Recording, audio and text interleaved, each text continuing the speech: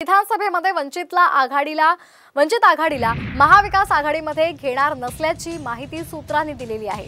लोकसभेमध्ये काही जागांवर वंचित फॅक्टरचा महाविकास आघाडीच्या उमेदवारांना फटका बसलेला आहे, तर लोकसभा निवडणुकीच्या वेळी वंचित सोबत युती फिसकटली। काही महिन्यांमध्येच विधानसभेच्या निवडणुका होत आहेत, मात्र वंचितला महाविकास आघाडीचं स्थान मिळणार नसल्याचं जवळपास आता निश्चित झालेलं आहे। या संदर्भात अधिक माहिती घेऊयात आमच्या प्रतिनिधी रुपाली बडवे यांच्याकडून।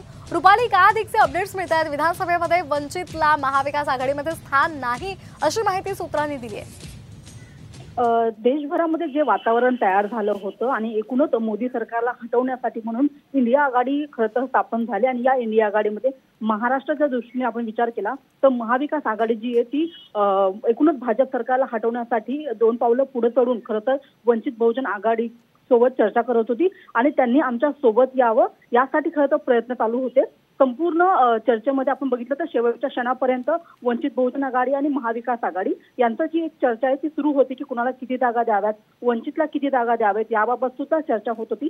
मात्र शेवटच्या क्षणी येऊन ही चर्चा जी आहे ती फिसकटलेली होती आणि त्याच्यामुळे वंचितकडून राज्यभरामध्ये अनेक ठिकाणी आपले उमेदवार देण्यात आले होते आणि त्याचा काही प्रमाणामध्ये फटका जो आहे तो मवियाच्या उमेदवारांना खरं तर बसल्याचं पाहायला मिळालं होतं। शेवटच्या क्षणापर्यंत चर्चा करूनही निर्णय झाला नव्हता आणि त्याचा एकूणच परिणाम आपल्याला या लोकसभेच्या निकालामध्ये पाहायला मिळाला होता आणि त्याच्यामुळे येणाऱ्या या विधानसभेच्या ज्या निवडणुका आहेत त्या निवडणुकांमध्ये वंचितच्या बाबत कोणताही विचार केला जाणार नसल्याची जी चर्चा आहे ती आता मवियाच्या गटांमध्ये अगदी त्यामुळे आता या बैठकीत नेमकं काय होतं त्याकडे सर्वांच्या नजरा लागलेल्या आहेत। धन्यवाद रुपाली, आपण दिलेल्या सविस्तर माहितीसाठी।